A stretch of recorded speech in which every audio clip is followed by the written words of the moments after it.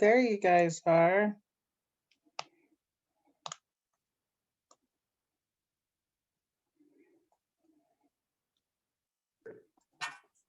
Hello, are you there?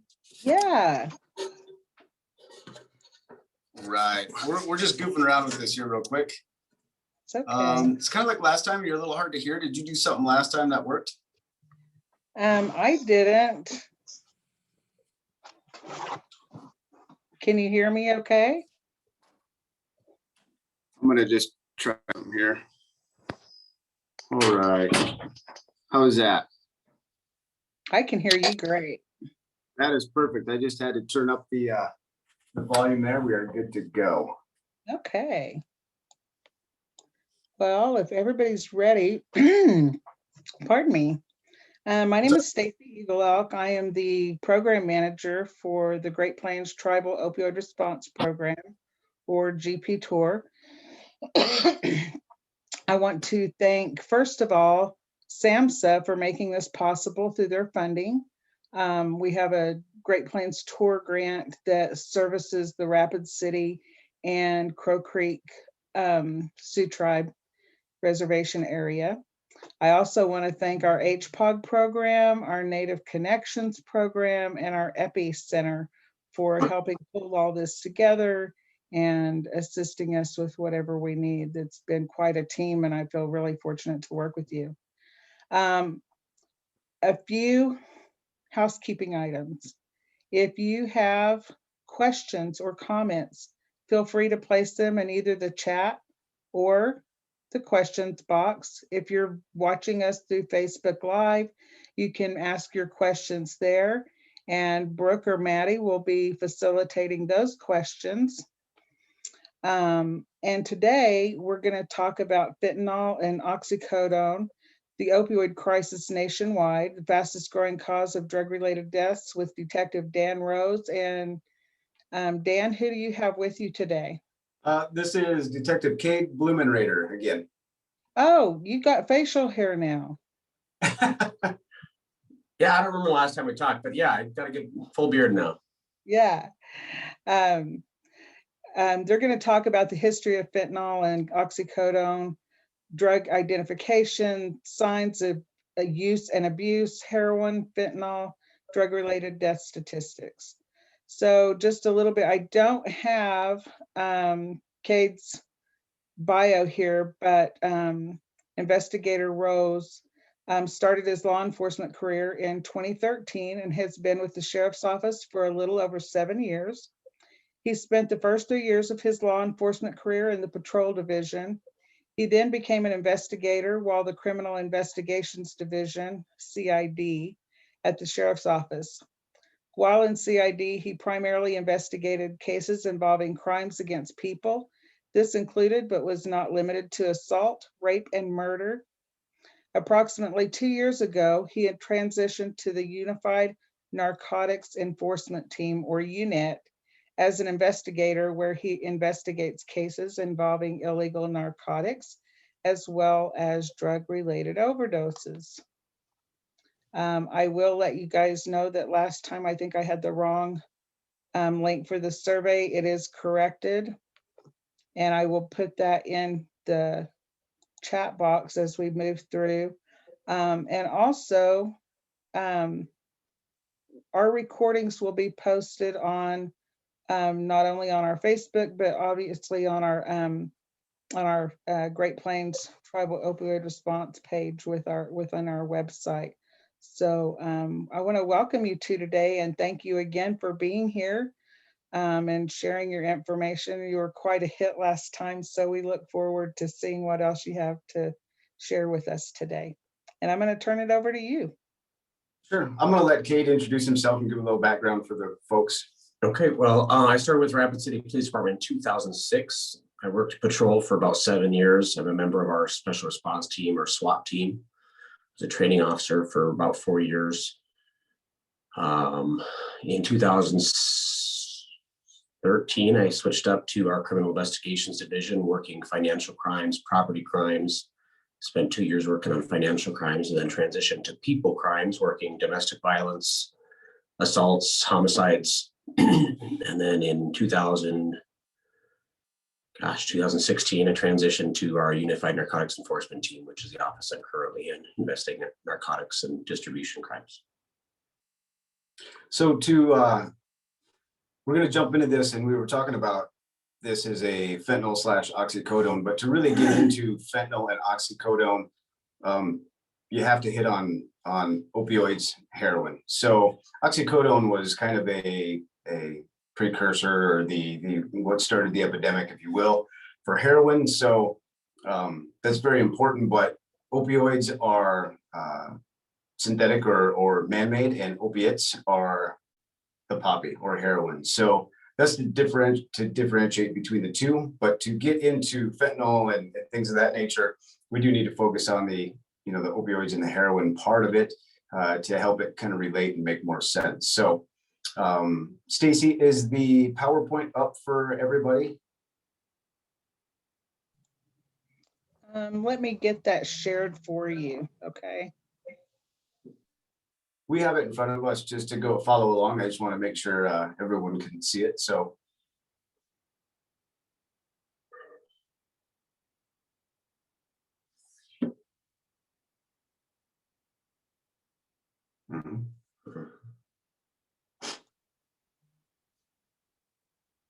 I sent it to our IT person, but if she doesn't have it pulled up, I can pull it up right quick.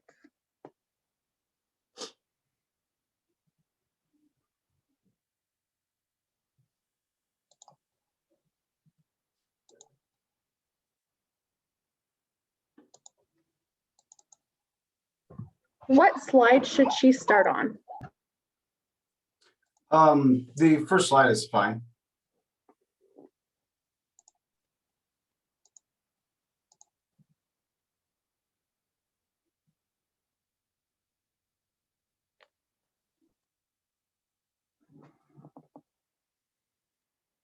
That'll work. Yes.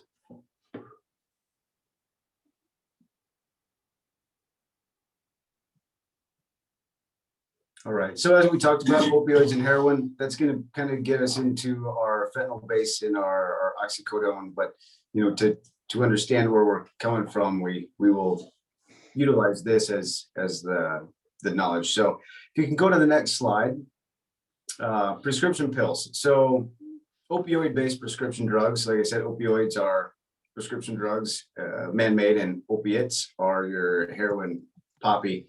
But here you have fentanyl, hydrocodone, hydromorphone, oxycodone, Oxycontin. Oxycontin was the kind of the start, if you will, where it was being handed out for pain medication. It was extremely potent, way more potent than anything that was on the market at the time. And I believe, in that time frame, doctors were kind of encouraged to utilize it and get it out there. And it became an epidemic because it's highly addictive. And then when people couldn't get it, they make the switch. So staggering statistic, US constitutes 4.6% of the world's population, and we consume 99% of the world's hydrocodone supply. So I'm sure everyone's gotten some hydrocodone before. They get a tooth extraction, or you get something, and they give you hydrocodone to take home, and you take a few of them. So staggering statistic, considering that we consume 99% of the hydrocodone supply. And I'm sure it stays at that level. These are a few years ago, but and I'm sure it's up on a lot of the other ones as well. So if you go to the next slide, please. Take it from here. So if you go to the doctor and they ask you, they take your blood pressure, they check your pulse, your temperature, your respiration rate. Those were the vital signs that doctors paid attention to for a long time. In 1996, a lot of the marketing companies and the pharmacies started pushing the pain as a fifth vital sign. So now you go to the doctor on a scale of 1 to 10, what's your pain level? And the goal from these companies and these pharmacy companies was your consumers, your patients should never have to experience pain. We should be working to limit that or knock that down to a 0 or a 1, so it's a comfortable level. And as everyone ages, they probably realize that pain is just kind of a part of waking up some days, but These companies started pushing that as a very important part of pain management or healthcare, was that you should never feel pain without being able to treat it. A doctor should eliminate that.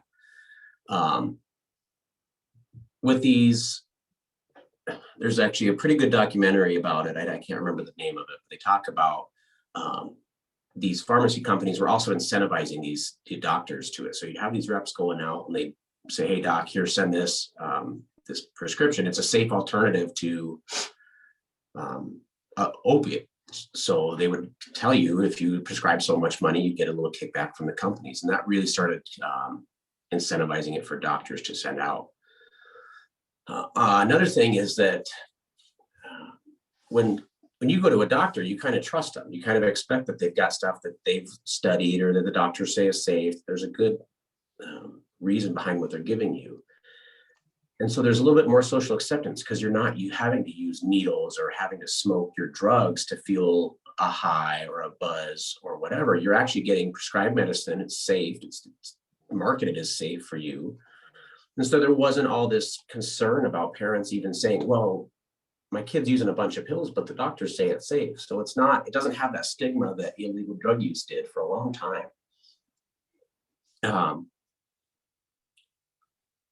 The storage of it, a lot of our prescription thefts that we deal with are people who have grandparents or parents who have a prescription. They had a tooth pulled or they had some surgery or whatever, and they don't use all their medicine, and it sits in the medicine cabinet or it sits in their bedroom or sits somewhere that's really accessible for their children or their grandkids or their kids' friends to come over and sneak around and snoop around the house and find some medication. So and I think that partly goes to the acceptability of it. You're not having people who use illicit drugs are usually trying to hide it. They're trying to conceal that from other people. But when you've got this medication that a doctor said was safe and that you could have, you don't necessarily feel the need to hide it or store it securely. You're not locking it up. You're just kind of giving it, like, you put it on your medicine cabinet or your counter.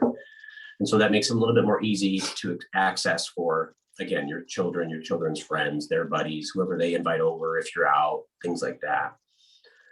And then another amplification of this problem was the imbalanced dose. So 30 milligrams of oxycodone is a lot of oxycodone. When in the past, people might get, 5 to 10 milligrams, or they might even just prescribe some 500 milligram Tylenol. But again, it was just kind of this transition from thinking that people didn't or shouldn't ever feel pain, that we should get rid of all discomfort for patients. And that was these opioids were marketed as a safe alternative to serious drugs like even opium, which used to be prescribed. So what Kate was talking about is, if you guys get a chance on Netflix, there's a documentary called The Pharmacist, and it talks about the Oxycontin rise. Much like you said, the drug reps were getting incentivized. They were sent to areas that were hotbeds, basically, if you will, so that way you can make more money and push the drug. So Oxycontin kind of took off, but Oxycontin as opposed to oxycodone, I don't remember exactly the amount, but I think it's like 10 or 20 times stronger per milligram or something of that nature. So it was a much more higher pain, resistant, or it would take the pain away. So when you go to that level and you hit this Oxycontin or this oxycodone, and then when that ends, because at some point it does end, and it did, doctors aren't just handing it out anymore. It's harder to get a prescription, things of that nature. Well, now you're hooked. What are you going to go to? You're going to go to heroin. So, and now we're seeing the heroin getting mixed with fentanyl, and people are going straight fentanyl. So we're going to be getting into that as well. I'm going to touch on this. There's a little bullet point in there. It says lack of resilience skills in our youth. I kind of touched on that during our last presentation about methamphetamine and substance abuse, is that there's just, at some point, we have to teach ourselves and our children that sometimes you just have to put up with some discomfort. Sometimes it's emotional, sometimes it's physical pain. There's other ways to cope with it. Sometimes it's exercise or or other things. And I think that we as people have just kind of gotten to the point where you can get a recipe or you can get anything you want really quick. You can have something delivered overnight. And just having that instant gratification for pain relief, for sadness, for whatever you feel is ailing you. Drugs are kind of tied to that, I think. And this is one of those symptoms. So the next slide, please. So if we just go over the history real briefly of opiates derived from opium poppy, used recreationally and medicinally for thousands of years. I mean, like it was prescribed and whatnot. 16th century opium was paired with an alcoholic solution, form a painkiller. And then in 19th century, morphine was extracted, and I'll just read it from here, from opium in pure form and used as a painkiller, especially during the American Civil War. So the poppy is easily grown. It grows great in Mexico and things of that nature. It's about an 8-week cycle. So from plant to harvest is about an 8-week cycle, and then they can replant again. So it doesn't take a long time to get a lot of the crop or the milk or the sap out of it. And that's what they do is they cut it open, they take the sap or the milk out of it, put it in the can, and then you go and process it. And there's a processing solution to it, but then it becomes heroin, hits the market. So next slide, please. And these are super interesting because, you know, a lot of we know drugs have been around for years and years and years. If anyone's watched any timepiece, people used to be hooked on opium all the time, smoking and things of that nature. But during the Civil War, tens of thousands of soldiers became morphine addicts. And then heroin was introduced as an alternative to morphine, which in this day and age seems absolutely asinine. But back then, to get people off of that, this seemed like the safe alternative. So it's crazy to think that way. And then heroin became formally regulated and controlled in the 20s. Obviously, it's an illegal narcotic now, and it's a scheduled drug. So it's not being used anymore in those instances. So the way that the FDA or the DEA categorize controlled substances, a Schedule 1 is a substance with no accepted medical use, high likelihood for addiction, high level of abuse. And then the Schedule 2 would be some limited medical use, highly addictive, highly prone for addictive use. Schedule 3 would be less likely to be addicted to or less likely to be abused, medical use accepted.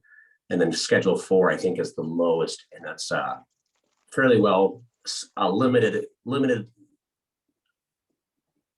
possibility or limited likelihood of abuse, but more acceptable medical uses.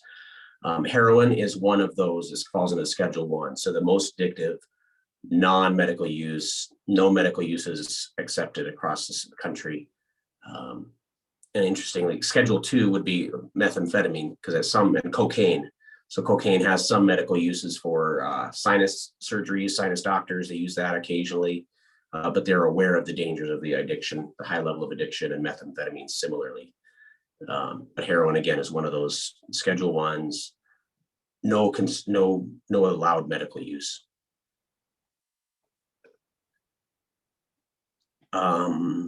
So from plant to drug, we talked about it just a little bit. I'm sorry, it's the next slide. Heroin originates in the poppy plant. It actually starts out as morphine. It's kind of just a more refined. So you start with the poppy plant, get the sap, you process it, you can get morphine. If you continue to process and refine it, you can get heroin. And it used to be, I think we touched on this a little bit, but you used to have opium dens in historic China. You'd have opium dens where they would actually have poppy plants. They'd have just hangouts for opium use, and opium comes from the poppy plant.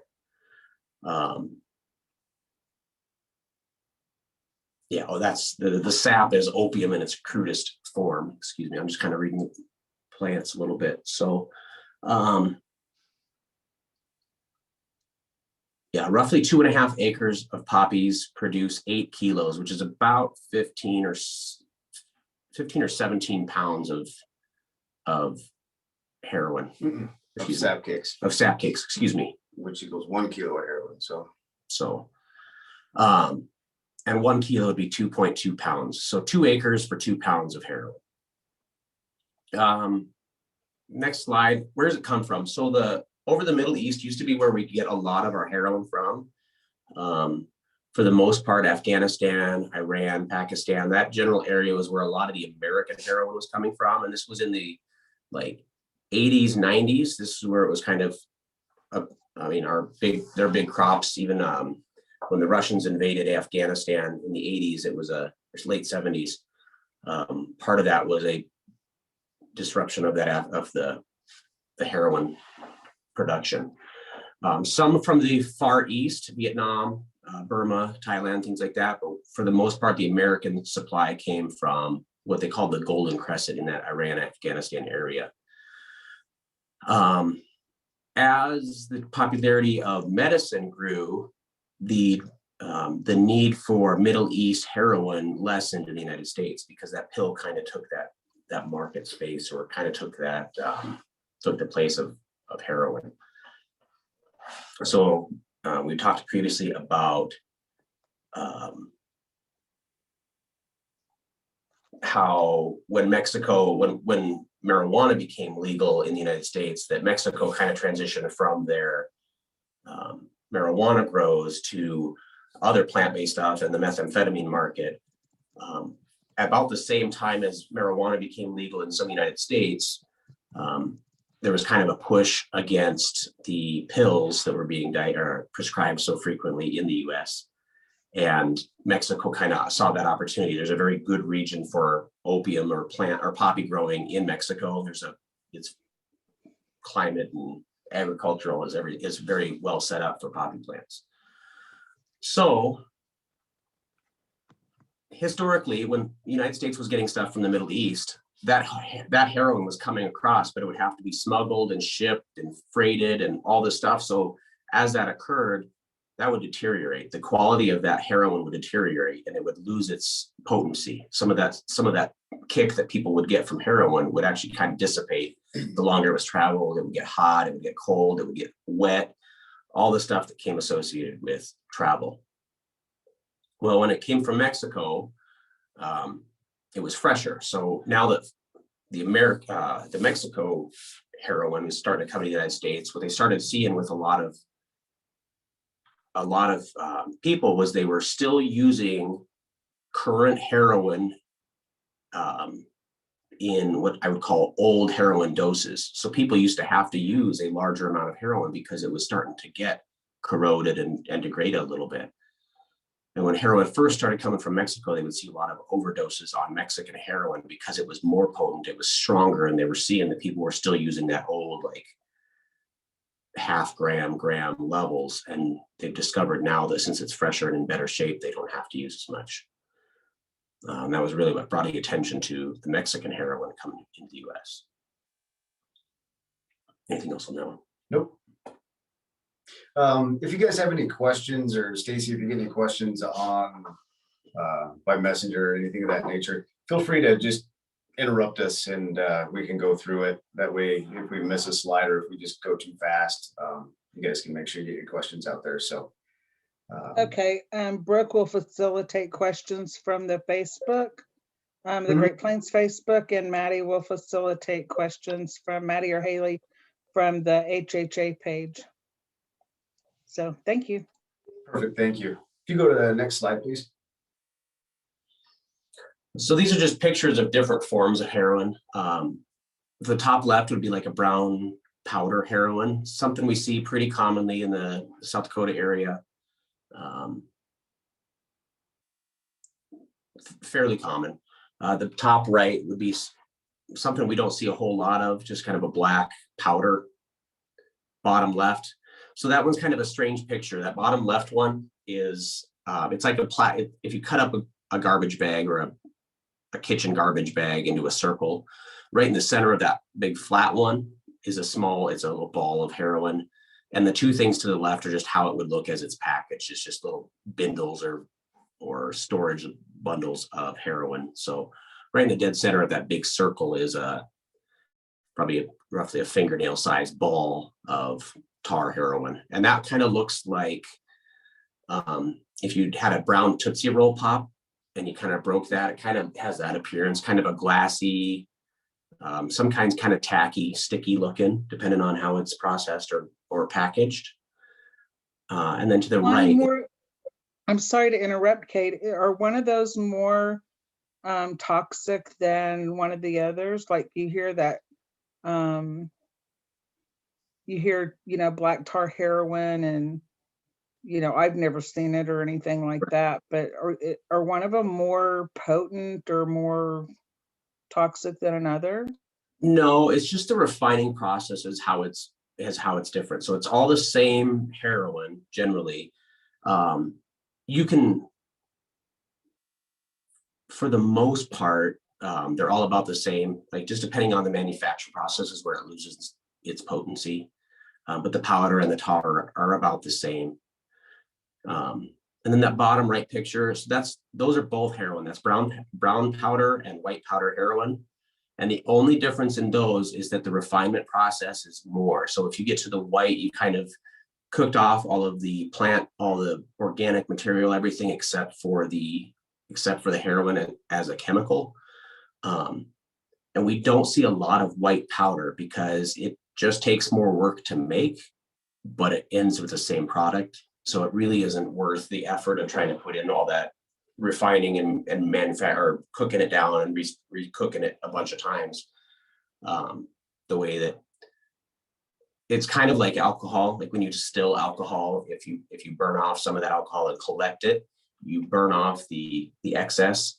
It's kind of the same thing with heroin. You're just kind of getting rid of the pollutants, all the stuff that's not pure heroin. But again, it's actually the same potency, so it's just not worth the manufacture process of getting to that white. Some consumers are very picky, so they want the white and they'll go get it where they need to. But for the most part, around our region, we don't see much white powder.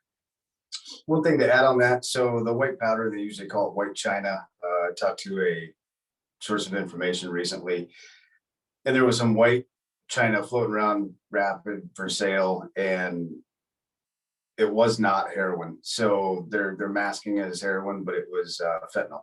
So they're calling it white China, they're calling it white powder, white heroin, but it's basically just powder and fentanyl. So we don't see it in this area, and if we do, it's more than likely someone who's just selling fentanyl but calling it white China. So that's the latest intel we got as far as that. But yeah, Kate's right. We don't see the white China up here, the white heroin powder much.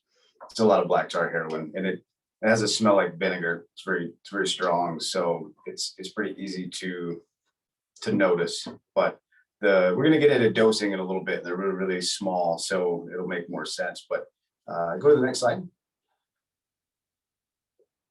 So this is from a case here locally, correct, Kate? Yeah, this is a search warrant we did 3 or 4 years ago, probably.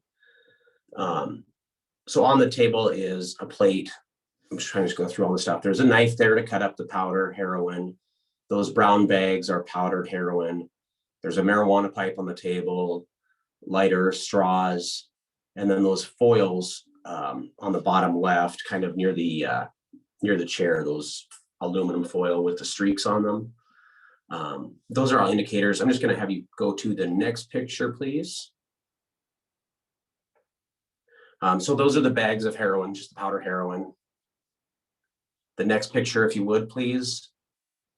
That's powder heroin. They're just cutting that up, trying to kind of refine it, grain it up so it's not just chunks. It's easier to weigh out powdered dosages rather than having to worry about the little rocks. You just get a more consistent weight when you're trying to deal those out.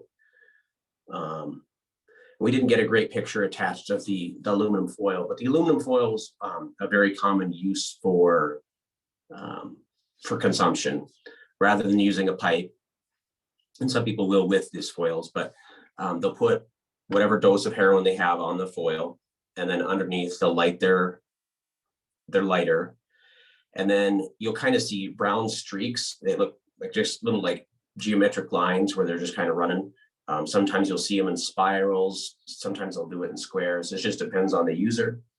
But what they're doing is as that black substance melts, they move it, they let it kind of drip a little bit further down the foil, and then they move their lighter underneath that. And they're just kind of chasing that melting heroin around the foil, and then they inhale the smoke that comes off of that.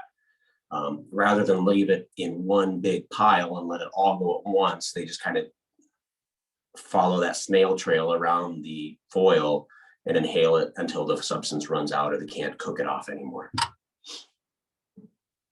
Anything on that? Nope. This next slide is it's a package of heroin. It kind of looks like human poop. Like it's nasty looking. This was a larger quantity than we normally see. Most of the time when we're finding heroin, it's smaller amounts. When we're finding the distributors, it's a big amount of heroin is a couple ounces. A big amount of methamphetamine could be several pounds, but heroin is more expensive. And it's much less common for us to find pounds of heroin as it is a couple ounces for distributors, just based on the dosage. And like Dan said, we'll get into that dosage level in just a little bit. So it's nasty looking, it's nasty smelling. It kind of smells like a cat pee or like an ammonia or vinegar. It's a pretty gross smell to it. And when every once in a while we'll be sitting in our vehicles with a distributor or someone we suspect of distributing, and you can kind of smell that on them. It's usually they've got something concealed on their person. It's very common to find them in like armpits or underwear or crotches or wherever they think they can conceal it. But as you sit and interview with someone who's pretty nervous, they start heating it up and you can smell it pretty good usually. So next sheet, please. Go ahead. Can I ask a question really quick? Yeah. Yep. So you talk about that smell, and I don't know because but I've heard that meth users also they smell like cat urine. So does that smell, and you were talking about if they have it stored on their body someplace, they could start, heating it up and everything. But if they had used it and like smoke, whatever it is they do with it, inhale it, would that odor be on their clothing? Would you still be able to smell that? Not really. No, it's more of the raw product form that has the vinegar ammonia smell. After they've smoked it's not like marijuana where it kind of gets on the clothing or the smoke does per se. So it's more of the raw form of heroin that has that. And then once it's smoked, it doesn't really stick on the clothes and keeps smelling like an ammonia or vinegar. So I would say no. And then as far as the meth, I know we're not on that, but you just bring it up about the cat urine. We've done a lot of meth cases and I think that comes from back when there was more of a manufacturer, when people were trying to make meth themselves. Yeah, but there's no meth itself doesn't just put off that odor, and so that I mean it's not an old wives' tale. It is slightly true, but it doesn't ring true for like a raw product form. It's not like you're going to smell that at all. If you do smell that, it's probably just bad hygiene on the person, the addict. So, but yeah, heroin, once it's cooked up and they smoke it, it's kind of gone as far as that smell. Thank you. So what to look for on this slide. So as Kate was saying, those foilers up in the top left, that is the trail. So like the snail trail of the heroin moving, and then they follow it, smoke it. The other side of that foiler, so that side that we see in this top left picture, that's where the drug sits. The underside of that is going to be scorched. It's going to look like it had a campfire under. It's going to be blackened and brown and look like it was set on fire or had a fire right underneath it. Mm-hmm. And then in the top right, that is a perfect picture of what they're doing. Heating up the bottom, getting it hot, smokes, and then they inhale the smoke. Bottom left is the air fresheners. It's not always the case, but if there's a lot of air fresheners in a vehicle or things of that nature, someone's trying to cover up a smell. I mean, we might have one or two as normal folks, but someone who's addicted or is carrying around illegal drugs. They pack a lot of them in there. The middle picture is a kit. So it's got the spoon, it's got a bottom of a tin for a can. You can cook it on that and smoke it. Baggies, needles, the tie off. So people who inject, it's just like everyone's seen, you have to tie off. Now, when those veins go down and you inject so much that they either collapse or they just are too strong. Yeah, too scored or like scar tissue to get into, then they'll switch, and you can't always tie off. They might go into the neck, into the breast, in between the toes, things of that nature. But that would be a kit. It's got pretty much everything in there. And then the bottom two pictures are the spoons. A lot of spoons is used instead of foil is common, and so are spoons. On the left, it's a raw product in the middle of the spoon, and then on the right, it would be something that is been mixed with, a liquid and then melted down. So very, very, very common. All of these pictures, whenever we do a search warrant or anything of that nature, these are real common that you're going to find. And another thing with those spoons, so that sometimes in the very center of those spoons, you'll see something. It's like the cut end of a Q-tip, the cotton swab, or you'll see a little bit of cotton ball or some kind like a cigarette filter. And those are more commonly used with the pill usage, but you can find it with heroin. But what they do with that is they'll use some kind of a solvent. They'll dissolve that pill up, heat it up, get that process moving a little bit faster. It kind of breaks down all the binding agent for the pill. And then they put their syringe into that cigarette filter or cotton swab or whatever they're using as a filter, and they'll draw that liquid through that filter so that they get limited gunk going into the syringe that they're going to have to inject into their body. So it's a safety procedure so you don't get bad stuff in your veins when you're using drugs. But it just is a way to, again, keep those solids, keep the non-chemical stuff out of it, the burnt matter, the solvent, the whatever they're trying to draw through. It's just a little bit of a filter process. So if you see Q-tips with ends cut off or cigarette filters cut up or cigarettes missing their filters, that might be an indicator that there's somewhere around there is someone's injecting something. Next slide, please.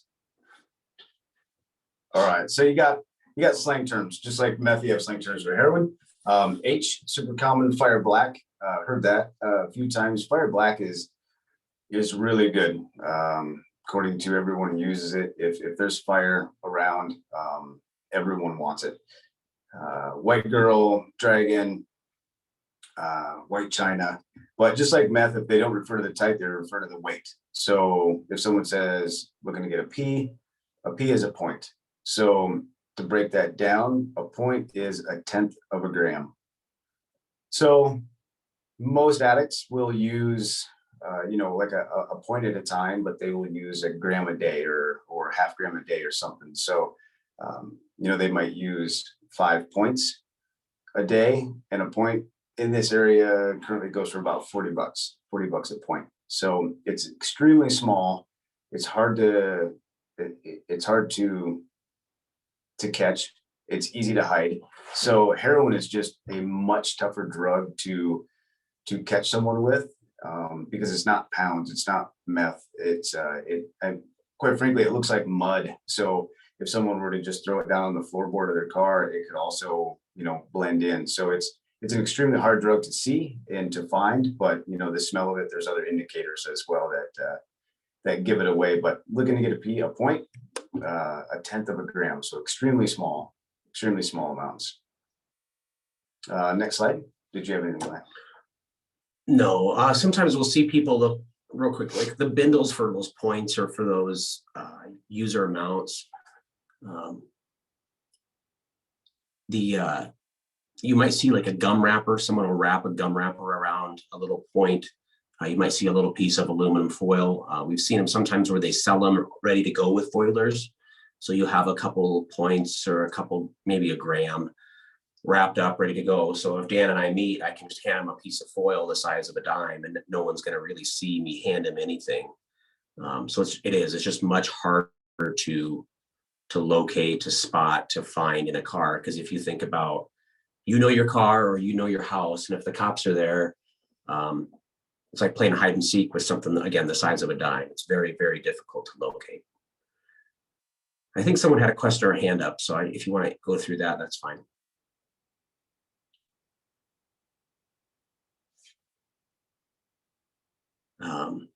Someone asked if dogs can smell it. That one popped up on our screen real quick, but drug dogs can smell for heroin, yes. Our dogs are trained for cocaine, heroin, I think fentanyl, methamphetamine, and are they on mushrooms? I think they might be trained for psilocybin mushrooms, the mushroom stuff, but yeah, heroin is a detectable odor to our canines. Did someone have their hand raised for a question? I saw it briefly too, but I can't find it. Oh, a couple. Brooke and maybe an Amy. Can you guys hear me okay? I just wanted to say that there was a question on Facebook. I'll just read it real quick if that's all right. What has changed in cooperative and enhanced funding to upgrade drug enforcement on Indian reservations / rural settings to investigate and apply charges of illegal drug trafficking and illegal drug dealing and use? Well, the feds, I would tell you, I know very little about the federal efforts or federal abilities, but I would say we cooperate a lot with our local DEA agent. That Rapid City has a DEA office. We work very closely with them. And the FBI, I know there was I'm going to name the wrong task forces, but there's a couple of task forces that work in the region, safe trails, and there's one other one. I can't remember it either, but the FBI works very closely with state and local and DEA agents in the area. They do controlled purchases. They do things like that, just kind of the standard techniques of investigations.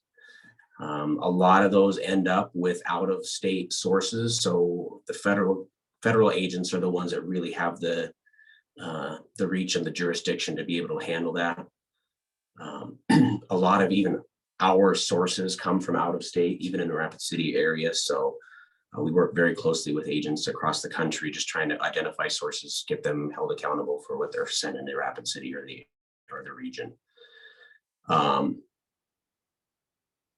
wish I could talk to more about what the feds do, because I know there is quite a bit, but our jurisdiction kind of limits where we're at. So. Yep. I hope that answers it. If not, we can touch on it again, but we'll move to this slide that's on the screen. So fentanyl, that is kind of what this presentation was. So if fentanyl is so deadly, why is it used to cut heroin and other drugs? So there's just a couple bullet points here, but we will definitely elaborate on it. So primary reason, economics. Okay, it's super cheap. It's not expensive. It's easy to get. You can order it from China and have it mailed. The cartel is now pressing pills that look like an oxy or something of that nature, but it's actually pure fentanyl. So it's disguised. They sell them a lot cheaper. I know recently we talked to an SOI, you can get a pill for $6. That's a 30 milligram and it's pure fentanyl, which is really cheap. What's hot spotting? We're going to go into that in the next slide. And then what's the effect on addicts with fentanyl? So it's a mixture of fear and excitement. So I had a CI, Informant. an informant, and spoke about the use of heroin, and then the use of heroin that was cut with fentanyl. Had never used that before, and then spoke about the extremely scary. So use the normal amount, I think it was about a point, and then all of the sudden the high of normal heroin wasn't there. It escalated. The individual thought they were going to die. They felt completely out of control, and after they lived through it, after that happened and it kind of came down, then the heroin high was there. Well, that's great, but now that heroin high just isn't good anymore because you just lived through that and that was phenomenal. Even though it was scary and you thought you were going to die, they want that back again. So now they're going to chase that. So instead of just a normal heroin high, you're getting that mixture of fear and excitement. And unfortunately, if someone who's dealing stuff mixed with fentanyl, pure fentanyl, whatever it is, and they kill someone who is an addict, so an addict uses it and they die from that product, people will line up around the block to get it. So I'm sure it happens here, and but I know in bigger cities, that is truly what happens. If someone dies from that product, everyone thinks it won't happen to me, and it must be some really good shit. Pardon my language. So they line up. I mean, they've got to have it. That is the next greatest thing. So unfortunately, to kill someone with your product ends up making your business boom instead of the other way around. Good on that one. Yeah, good. Okay. The next Are one's those hot. people, I'm sorry, I have a question. I'm sorry, I'm just full of questions today. Oh, you're good. I'm kind of on fire this morning. But so if somebody, would those individuals who are selling fentanyl laced product and they killed somebody, could they be held accountable for, like manslaughter or something like that? Yeah, there's actually federal and state statute that if you distribute a controlled substance which causes the overdose or death of a subject, that there's actually minimum mandatory sentencing for that. So anytime there's indications of a drug overdose, we respond immediately to the scene as soon as we're notified from our patrol assets or from whatever agency is responding. Because there's a lot of evidence on the front end we want to try to interview people and see if they'll be honest and say, hey, this guy's dead. It's kind of important that we don't let this happen to someone else. And there's also protections I'm circling around back to your answer, but there's protections for people who call. So if you are at a party and someone is using heroin and you call and say, hey, my friend's overdosing, there's protections in statute for you, just because a lot of people are afraid to report. They're going to get in trouble if they are at a drug use party and someone's dying, they don't call. Well, the statute has been written so that if you are there and you report and you try and save someone's life, that your charges are limited. You're not going to get charged with that. So, but I'm yes, actually glad you brought that up, because as I was reading that law just last week, and I am definitely not a lawyer, but it looked like there was you could do that one time before you would be charged. Is that? I guess like I there's don't a know one-time waiver. for sure. Yeah, I suppose if you showed up at a party every week and are having to call in overdoses, we'd probably start getting a little concerned. But I don't know the statute language on that. Yeah, I was just thinking about family members or, Right. Yeah. Yeah, I think I guess I don't know. I'd have to reread the statute. It's been a while since I've looked at it, but. And I could be wrong. I'm sorry, but thank you for bringing that up. Yeah, no worries. But yeah, there's if you distribute drugs to someone and they die, you can be held criminally accountable for that. The problem is a lot of times, and there's that fear of getting in trouble, and people don't want to talk to the cops, and they don't want to be a snitch, and they don't want to, get themselves in trouble or get friends in trouble and end up with, having to deal with consequences of that. But obviously, that's the most difficult part of our investigations, is getting to people say, yeah, like I watched so and so give drugs to Bob, and Bob's dead, and or Bob is super secretive and nobody knows who he gets his drugs from. So you can go, hey, is Bob a drug user? And they said, yeah, I know he used, but I don't know who he was getting from. So that's a lot of the difficulty in our investigations, is just that follow-up, that trying to, again, it's easier if we can at least make contact with people right away while it's fresh and not have to find people a week or a day or whatever later. But there is always that hesitation to speak with law enforcement anyway. So hot spotting. So there is medical fentanyl, right? You can go to the doctor, and if you've got kidney stones, they might give you a microgram Okay. like teeny tiny little bits of fentanyl. I got a funny story on this, and then I'll let Kate finish the hot spotting. But I had surgery on my wrist here about a year ago, and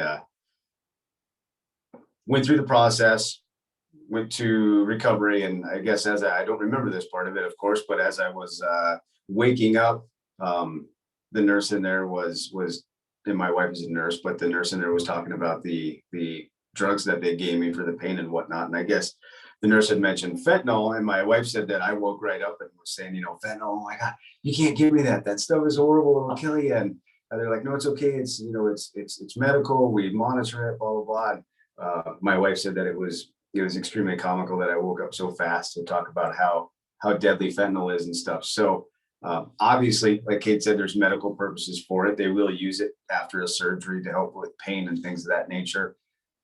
The stuff you're getting from China, all the other powder and whatever else that's coming up is not medical grade. It's obviously definitely not good, but yeah, so it's out there. And as a narcotics agent, even when we're sleeping, we're thinking about it. So yeah, when you're getting a medical dose of fentanyl, it's micrograms, nanograms, like it's very small amounts of fentanyl. It's a tiny little bit. You might get a transdermal patch. They'll put patches on cancer patients to kind of mitigate ongoing pain. You might get a shot of it. Like I said, kidney stones, surgeries, you can get a small amount of fentanyl intravenous from your doctor in the IV. But so if you're getting your stuff from a factory with no quality control, who's got a 12-year-old mixing stuff or helping do chemistry, the quality isn't there. So if you think about when you make pancakes, like use a Bisquick or use a cake mix or something, and you put your eggs in there and you put your milk in there and then you put your powder in there and you mix that. If you think about it, every once in a while you'll get those little air bubbles or those bubbles of dry powder, dry cake mix, dry Bisquick, whatever. So you run into that same issue in these non-quality controlled, non-medical laboratories that are making fentanyl. So you might get, let's say an ounce of powder, which is the agent that holds it, the binding agent, the coloring, the whatever that they're putting in their product. And then you might get one of those little pockets or those little bubbles of cake mix, but that's actually pure chemical fentanyl. And that's where that danger comes in, because when you're distributing that, if I grab a scoop from right here, I might get 89% binding agent, 11% fentanyl. But right here, I might get 30% binding agent and I might get 70% fentanyl. So that's the inconsistency in these storage unit laboratories that are in Mexico and China, is that there's just no control. There's no consistent mixing process. They're using, KitchenAid mixers or hand mixers. They're just not getting the quality and consistency that they need that can be safely.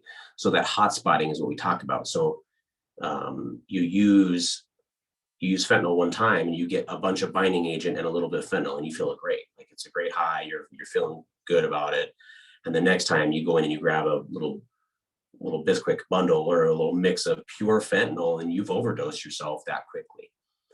And that's the danger of the fentanyl, is it's just, there's no quality over it. It's not medical grade. It's an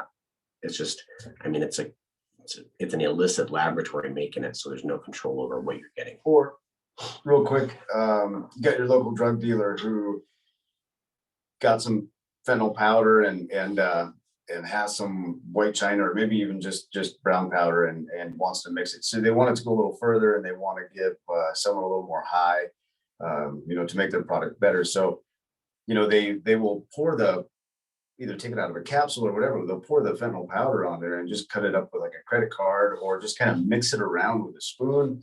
So therefore you're getting a hot spotting type deal. So yeah, like Kate said, you're not getting a consistent mixture throughout the whole thing. And then they package it up, send it out. So if I was an addict and we're looking at this hot spotting picture that you guys are all looking at, and that part says 37% pure, I take a point off of that and I use it, and it doesn't really do anything. So I, get another chunk off of there, and it's the same 37%.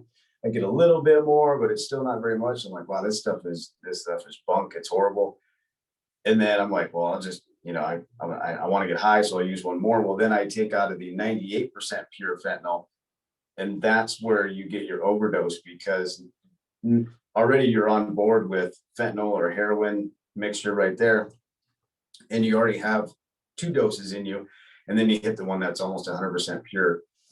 So that is the danger with hot spotting, and that is just the danger with the whole mixture in general, is it's not controlled, and people just continue to do that. And it's the same thing with marijuana, like edibles and things of that nature, but it's not controlled. So yeah, it's definitely real. It's definitely out there, and they don't care how they mix it up.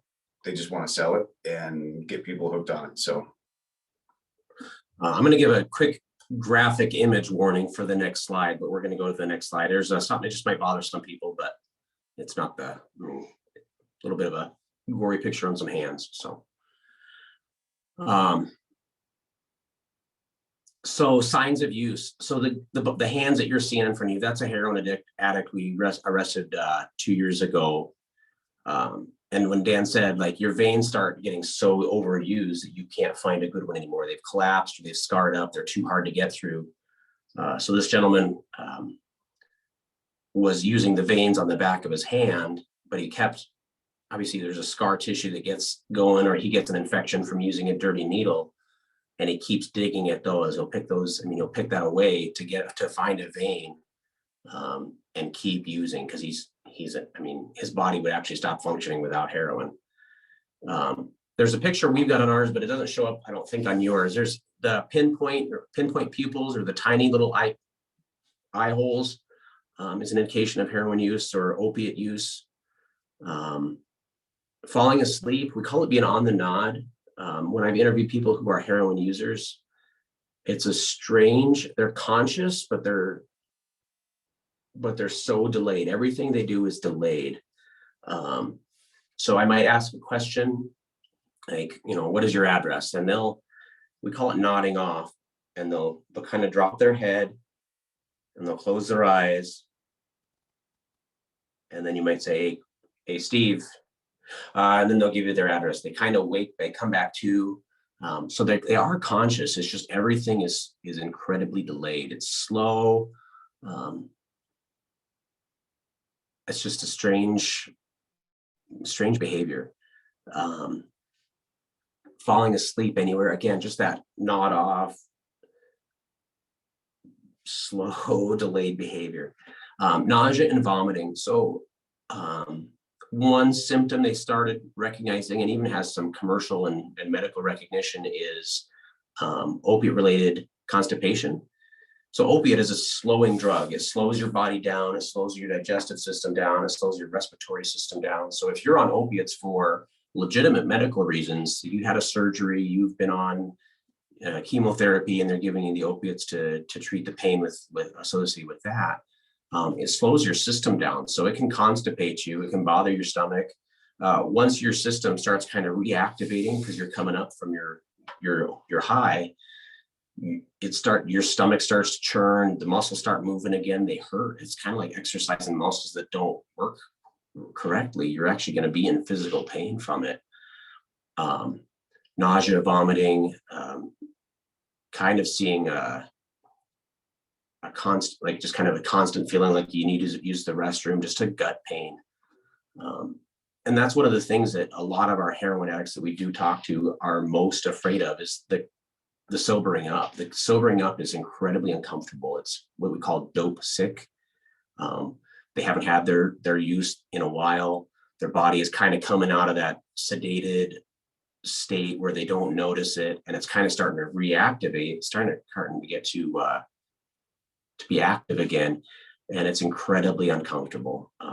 Fevered, vomiting, chills, gut aches, all like just a significant, terrible pain and discomfort. And that's what a lot of especially our opiate users are afraid of, is knowing that that's coming. If they wanted to get sober, they're still going to have to go through that, because it's going to suck. Like, they're going to be uncomfortable and angry and sad and like, hate everything for potentially several days.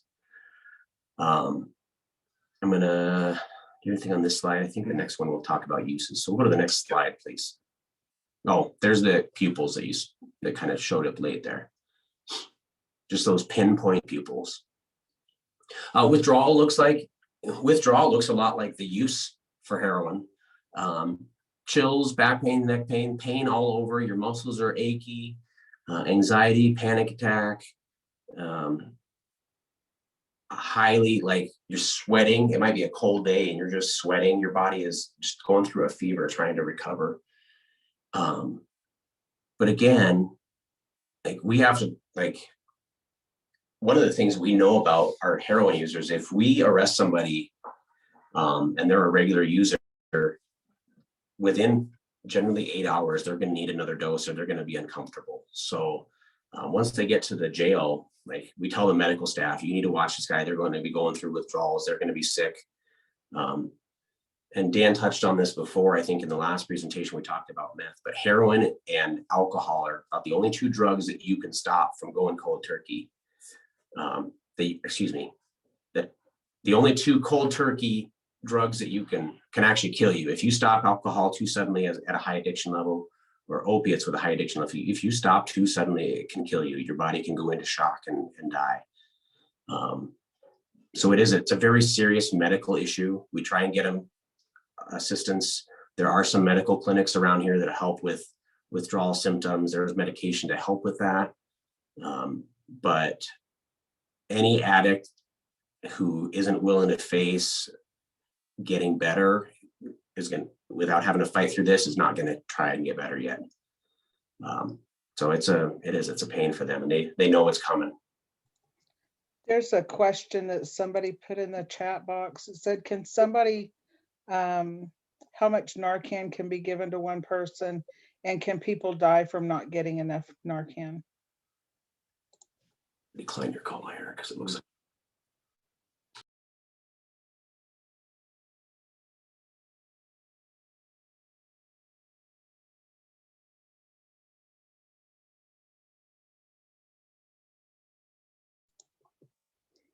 Might have had some technical difficulties there. It looks like maybe they got kicked out.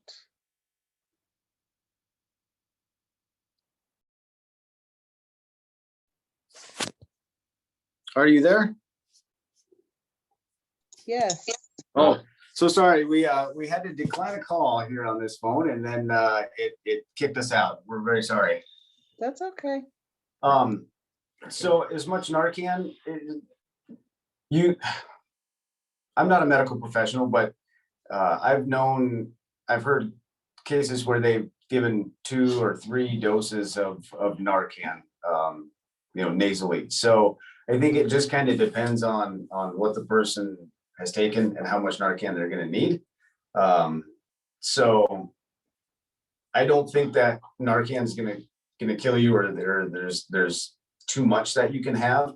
If they give 2, 3, or 4 doses of Narcan and they're not getting anywhere, the medical professionals are going to figure out that maybe there's something else on board, and all the vital signs, everything else they're taking should probably lead them that direction. But I do know that sometimes it takes more than one to bring someone out, so it could vary. And actually, we are trained that if you are not in opiate distress, if you're not in an overdose from opiates or opioids, giving Narcan will have 0 effect on it. It's a non-toxic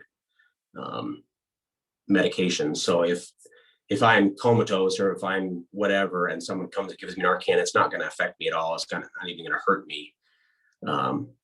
But it might mean that the officers that show up are going to try another dose because they're going to probably think it didn't have any effect. But too much Narcan can't be given. But so what Narcan does, that you've got opiate receptors in your brain. Your body has a natural receptor for your brain. And when the chemical gets in there, it binds into those receptors in your brain. Well, what Narcan or naloxone does is it kicks that opiate out of that receptor and blocks your body from receiving new opiates.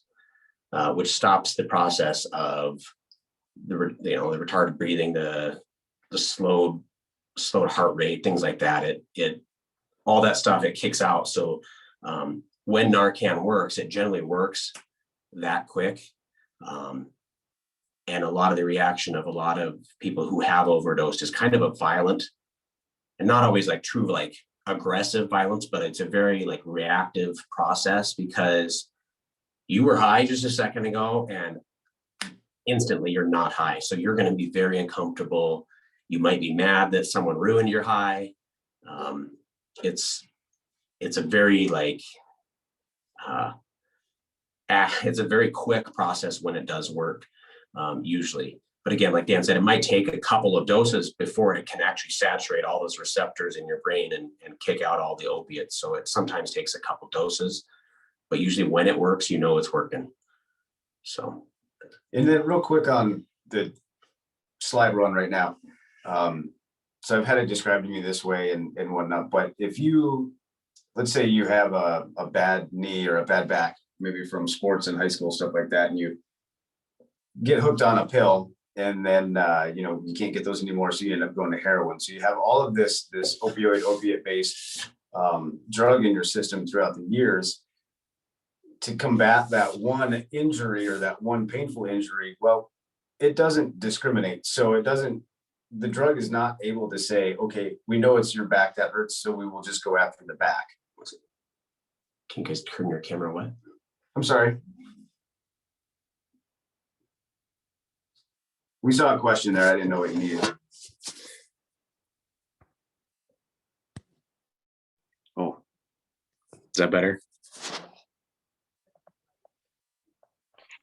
There you guys are. All right. Sorry about that. Could you hear us? Yes. Okay. So what it is, so the drug isn't specific. It doesn't just go after your back and say, okay, we'll fix the back. So it numbs pretty much all of your pain receptors in your whole body. And that's kind of, that euphoric feeling and that feeling high, and you're pain free. But when you come off of the drug, everyone knows if you've hit your toe on something or whatever, when the nerves start, when your arm goes to sleep and then it comes back and all those nerves start hitting again and you kind of get that tingling, it's very uncomfortable. It's probably times 1,000. So all of those pain receptors that have been numbed down and inactive are now alive all at once.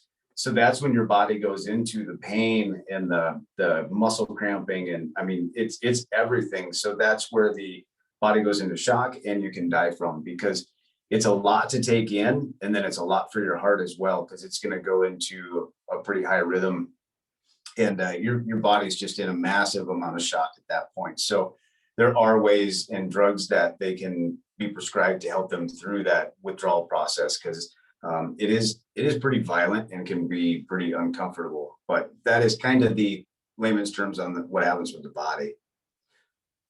Next slide. So local prices here in Rapid, this is pretty accurate, for right now. Heroin by the point, like I said, it's 1/10 of a gram. So there's 10 points per gram. So you figure 1 gram of heroin at $30 to $50. So it's right now probably about $40 roughly is kind of the going. 300 to 500 per gram. That's pretty good. You can maybe get it for $250. 700 to 1,000 per 8-ball. You can probably get it a little cheaper. But 1,100 to 2,000 an ounce. That's still pretty accurate. Like Denver prices and whatnot were a little lower at one point, but I think that's pretty consistent. So if you take an ounce of heroin and you sell it by the point, you could pay, let's say you pay $2,000 for an ounce of heroin, and you divvy it out by point, you can turn that into, and not trying to give anyone a business model here to go out and do, because it's not healthy, but your 2,000 turns into about 11,000.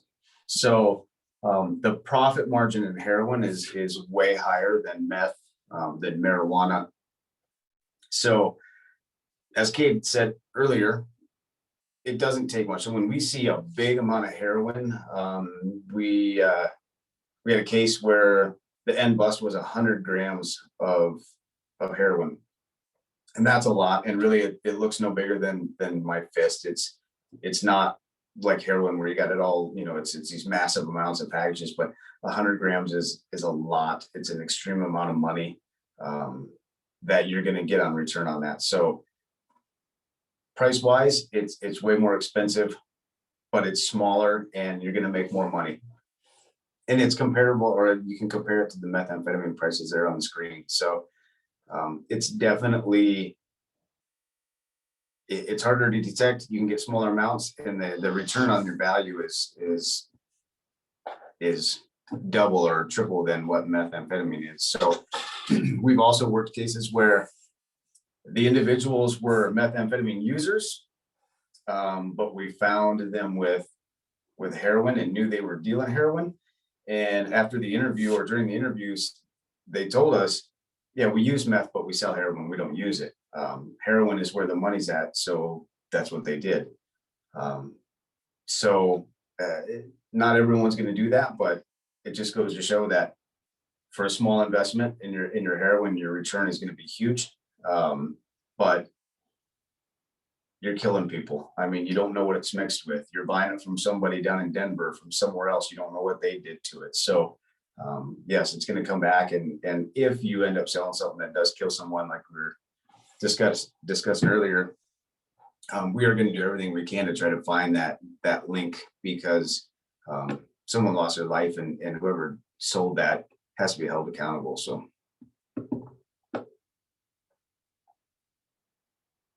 Next price is just U.S. compare, or next slide, excuse me. Heroin, 15 to 20 per dose.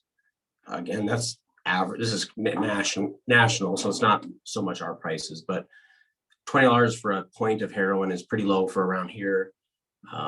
Hydrocodone, so you can sell pills, but generally they're doing it at $1 to $3 per milligram. So you got a 10 milligram pill, you might make $10 to $30 depending on your market and what kind of pill it is. But again, that's kind of that, like, if you're buying pills, it's not as scary as saying, well, I got to use some heroin. So a lot of the high schoolers, generally, I think a lot of our juvenile opiate or opioid addicts start in high school. They start in middle school, where they're taking parents' pills or grandma's pills and buying them from friends or selling them. But if we talk about the heroin use, and I think it's, again, this is a beginning user spending $20 to $50 a day, but a heavy user spending more than 150. In Rapid City, that's going to be more probably. If you're using a gram a day, that's roughly $300 to $400. I mean, generally. And I don't know about you guys, I couldn't afford $300 on anything a day. So a lot of these users are having to go out.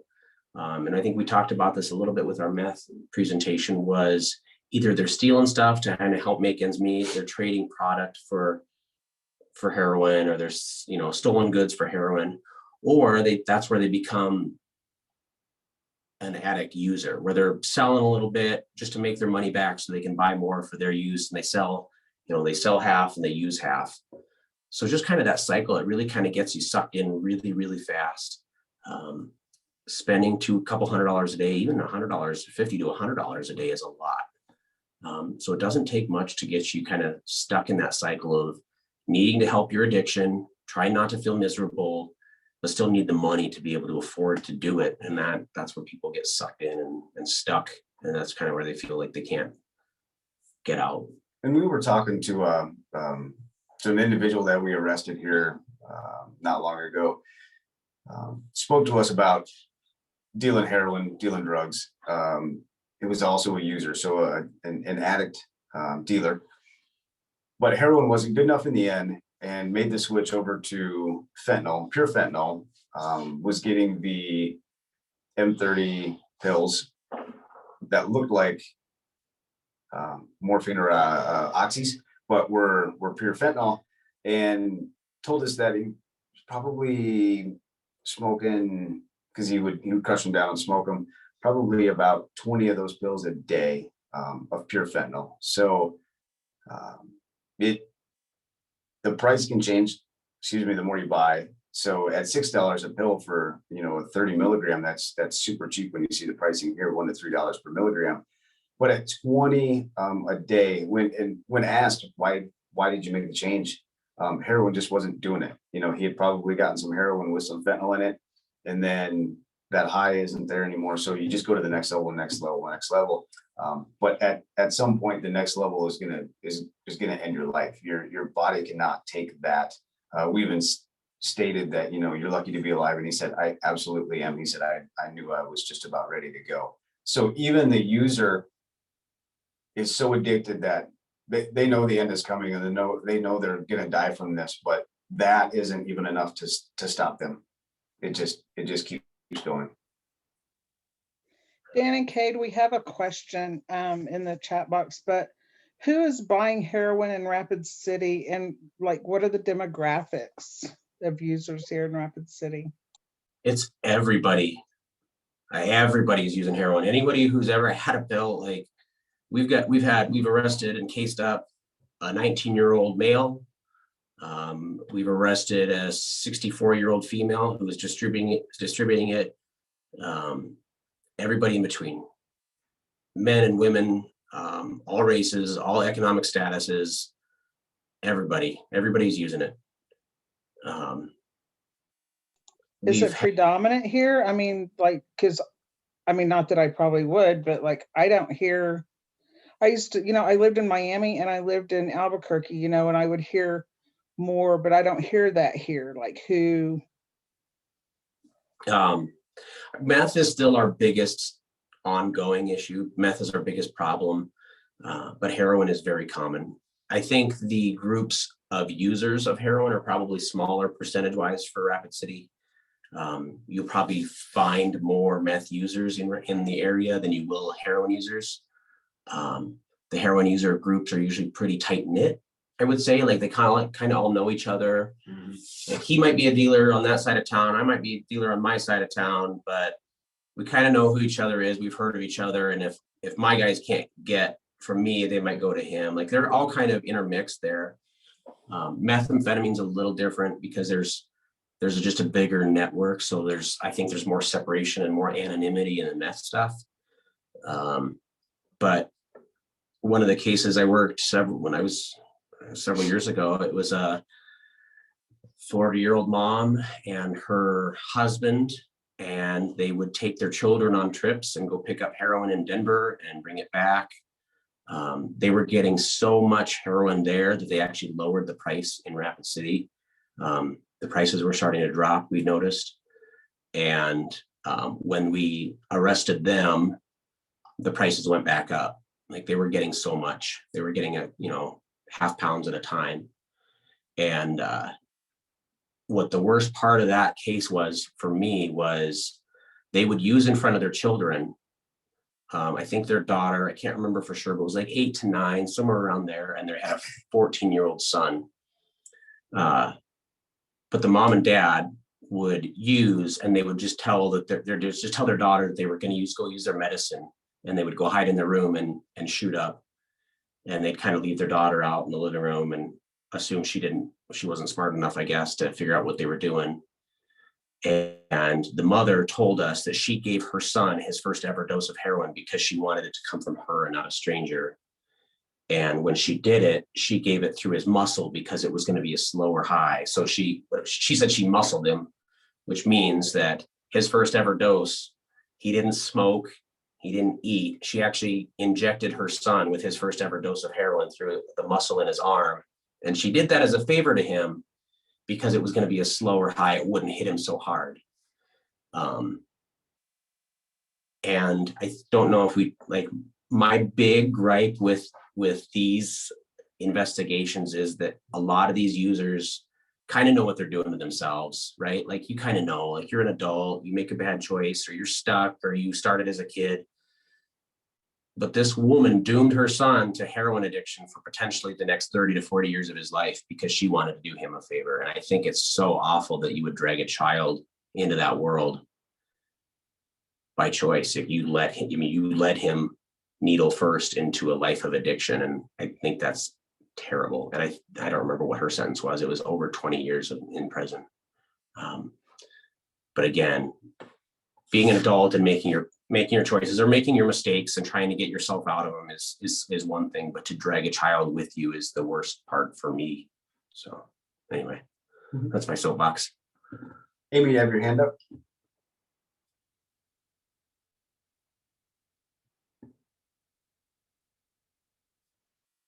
All right. Investigations. This is good stuff. Did you have some on this? You look like you're No, ready. I'm letting you go first. All right. Okay, can you hear me? There. Yes, yeah. Okay. I have a little story is about that fentanyl and where I come from and stuff, and we're just a small community, but we have 6 segments in our community, and my daughter and her husband were on drugs really bad, and when she got help, they had to get help because they got their children pulled from them. Mhm. And so when they did get help, and then she came back and she's doing really good. Good. She got her kids back and everything. But she was telling me in her segment, because she lives about a town away, that, and it's probably happening here too, but there's kids in the middle school that are actually selling drugs, and it's not marijuana. They're selling fentanyl. They're selling I don't know if they're selling heroin, but Mhm. and meth, and that's in middle school. And Right. they're actually doing it too, because they probably seen their parents do it, Right. but yeah, so now my daughter wants to take my grandkids out of the school because there's one that's already in middle school and she doesn't, she don't want that happening to him. Right. So, And but we talked. Go ahead. Sorry. No, you're good. Go ahead.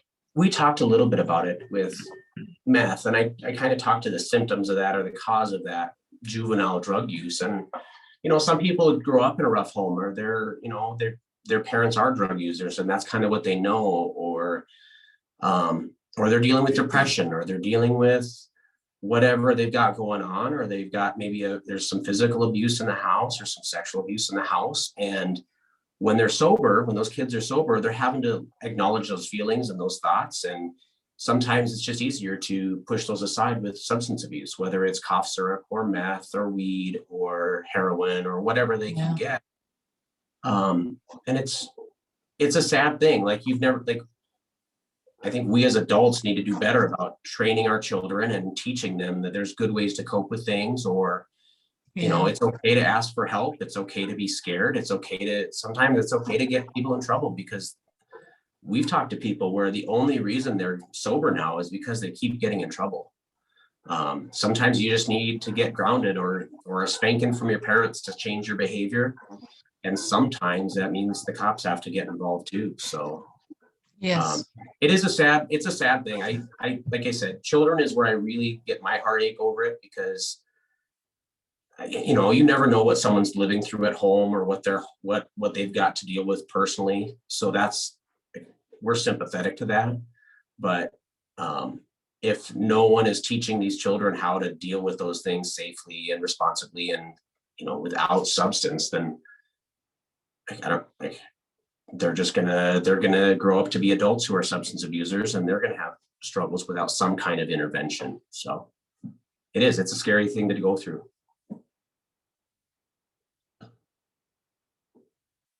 All right. Investigations. Why don't the cops do anything about the drug problem? That's a great question. So we do a lot. We do a lot behind the scenes, and there's, as far as our task force, the patrol division does a lot out on the road when they, pulling cars over, or if they get a tip or something of that nature. So we do a lot. The war on drugs will never be won until you get rid of the demand. So it's a supply and a demand business, and we go after supply because the the main dealers, the guys who are bringing in multiple pounds of meth or, multiple pounds of heroin, stuff like that. We have to stop that. And then as far as the demand, the user, with proper education and just maybe getting in trouble a couple times is going to push them towards getting some sort of rehabilitation. But yeah, it's a war that is going to be, I will say never won, but hard to win until you get rid of the demand. It's a supply demand. And for every supply you take out, someone else will step up. So because the demand is there. So we do a lot. It can go unnoticed because we also have to follow, constitutional law, things of that nature. So we play by the rules. We can't just go out and just do anything we want and kick in doors and things of that nature, which would sometimes be easier, but it's not acceptable. And we're going to follow the letter of the law. But that takes a while, and that can take time to build a case enough to be able to get a search warrant to do things of that nature. So in that time frame, a lot is going on and a lot of frustration by people who are seeing it and putting tips out there. So it's not that we're not, it takes a while to get our case going and get the things in order that we need so we can do it legally, lawfully. Increasing quantity of drugs, absolutely. And we've had an agent here who was here 10 years, and he said back in the day it was, they'd be lucky to buy an 8-ball and they thought that was big, and now we're buying half pounds and pounds of meth. So it's stepped up. Price is cheaper. Federal cases versus state cases on this.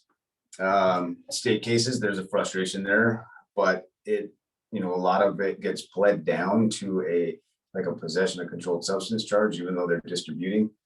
So there's it's kind of like a little slap on the hand and see you later.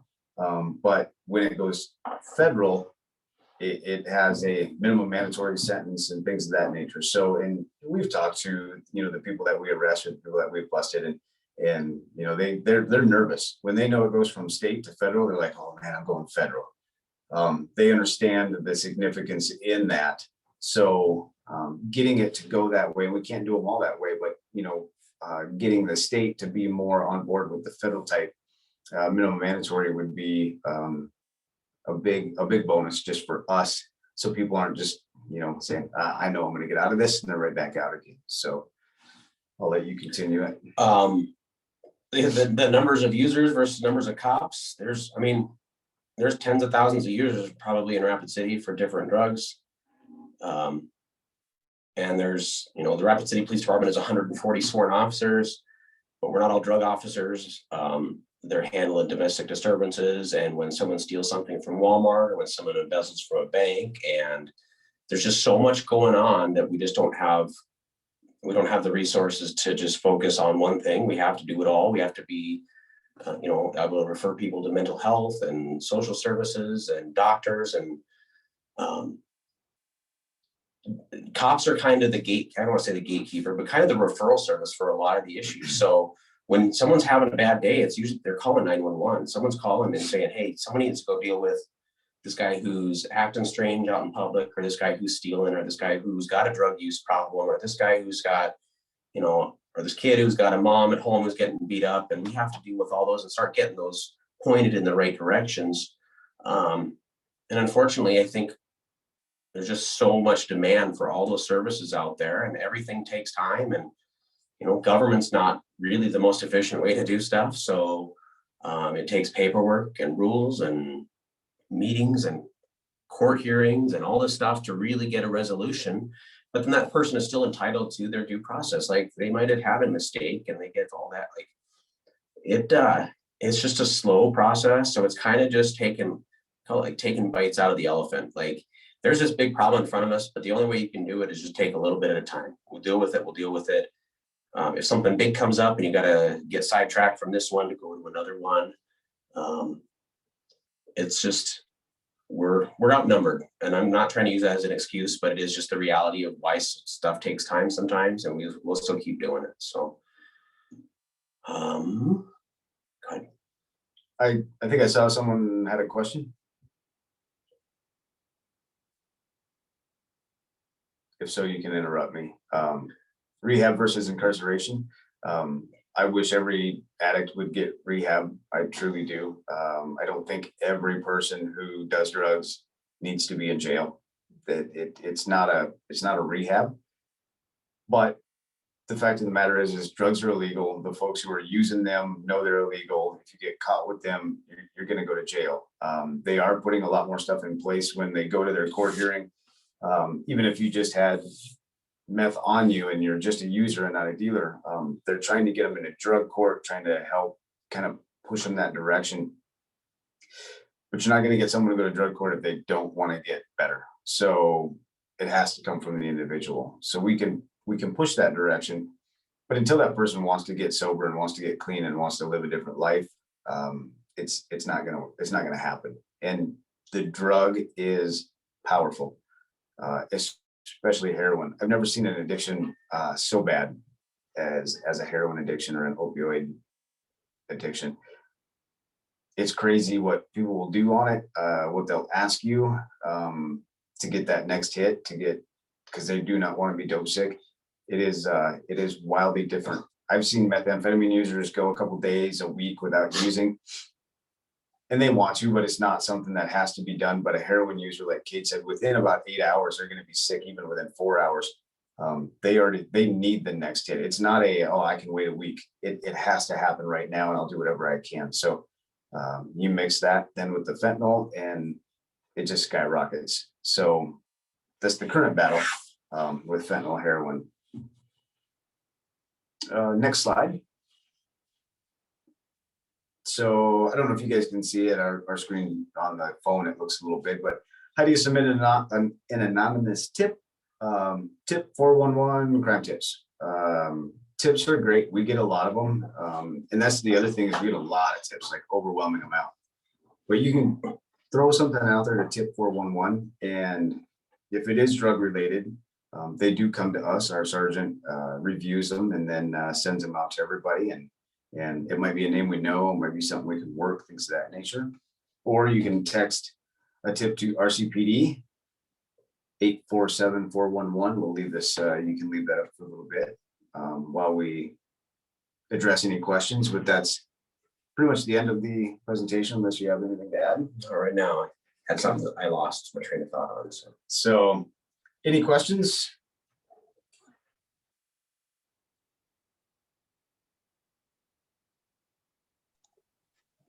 We can probably open it up if anybody has anything that they want to, any questions, so we can have some engagement. Does anybody have anything that I think there was some hands raised earlier.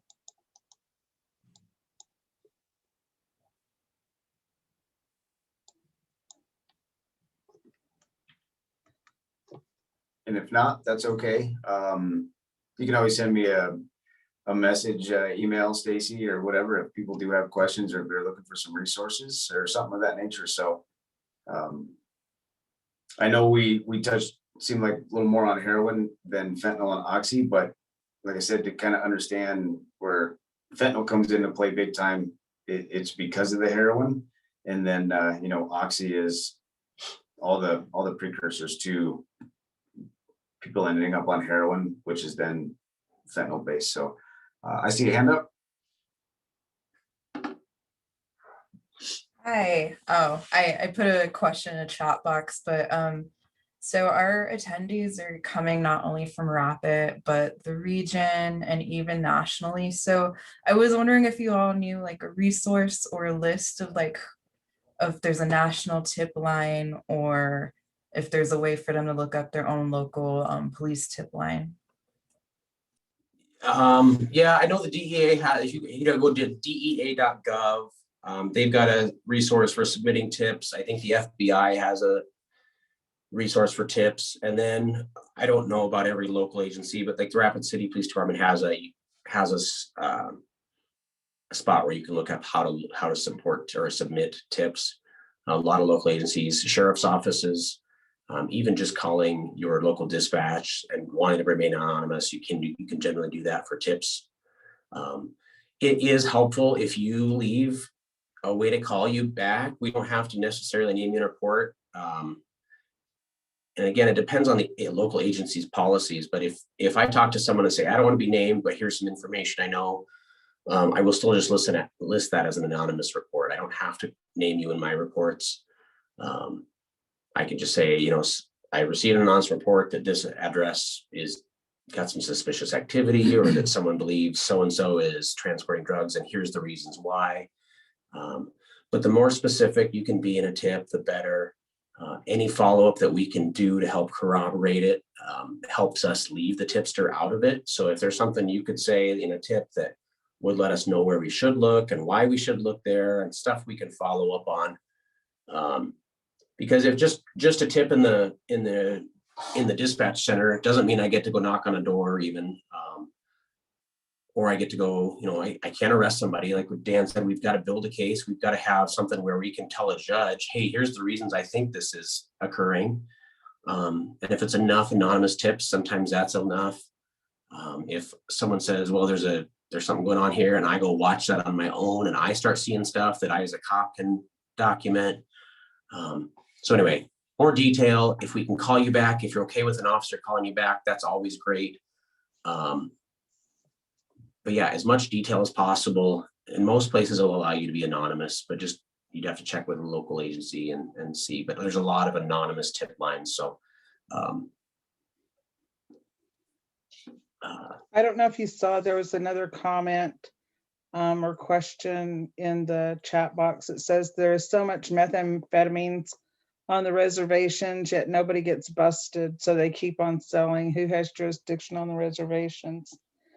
And I know that we, briefly touched on that earlier about tribal police and the feds and stuff like that. Yeah, tribal police, FBI, DEA has some jurisdiction there to be able to assist with the investigations.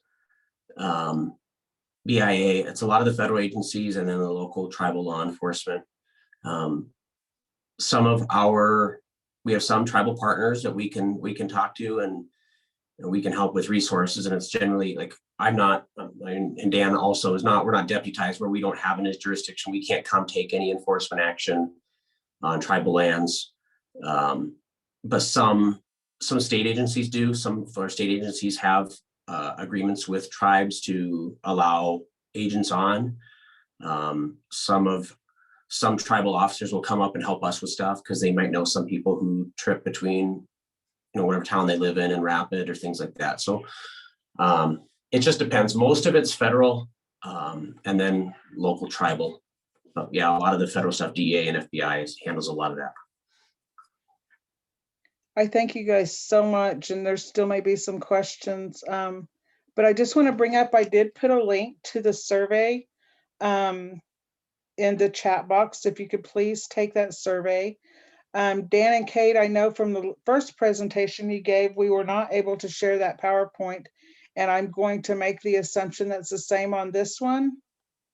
Could we make that available or not for our participants? Yeah, unfortunately, it's something we don't hand out, only because of context. So that's fine. We understand completely. Yep. I also want to make another announcement. We Are Warriors Emergency Operations Center is hosting a virtual conference tomorrow, March 4th, for no cost. The registration is over in the chat box. And you can get CEUs for that as well. So does anybody else have any questions for Dan and Kate? We have so enjoyed all the information. It makes these 2 hours like fly by. I was gonna say it goes fast, and there's so much that we don't even touch on because there's so much. We try to keep it, somewhat not overwhelming, but I'm glad. Well, if there's ever a time that you need to get some presentation practice in, we'll be happy to host you. I prefer to do them in person because this I love presentations in person, but this over the phone is weird because we can't see you and it feels like we're just talking to the wall. So it's a little different. But no, it's been fantastic. Here I am. Hey, there you are. I'm glad we got to do these for you and be able to help out. Yeah, like I said, it's just been fantastic, and we certainly appreciate it. I'm sorry. I had my camera off because I didn't want to be on Facebook Live, but yeah, I hear you. you know, yeah, it's great.